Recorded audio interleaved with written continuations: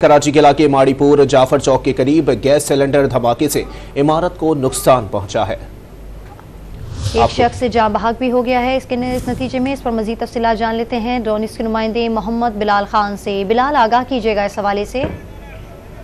जी बिल्कुल, देखिए माड़ीपुर मच्छर कॉलोनी जाफर चौक के करीब गैस सिलेंडर धमाका हुआ। धमाके के बाद रेस्क्यू टीम उस मकाम पहुंचने के बाद 4 जख्मियों को सिविल इलाज के अस्पताल मुंतकिल किया गया है, जिसमें 2 मर्द और 2 खवातीन है वो जामाक हो गया है। पुलिस हुकाम की जानिब से बताया गया है कि इब्तदाई तौर पर ये मालूम हुआ है कि गैस सिलेंडर के जरिए एक धमाका हुआ था। धमाके के बाद रेस्क्यू टीम और पुलिस की भारी नफरी इस मकाम पर पहुंच गई है और भारी तादाद में वहां पर गैस सिलेंडर मौजूद है, जिन्हें हटाने का काम भी किया जा रहा है। पुलिस की भारी नफरी इस मकाम पर मौजूद है। इसके अलावा रेस्क्यू इदारे भी तमाम तर लोगों को जो है वो रेस्क्यू कर रहे हैं। तंग गलियां होने की वजह से रेस्क्यू में ठीक है, इमदादी कार्रवाइयाँ जारी हैं, रेस्क्यू किया जा रहा है। तफसील बता रहे थे मोहम्मद बिलाल, आपका बहुत शुक्रिया।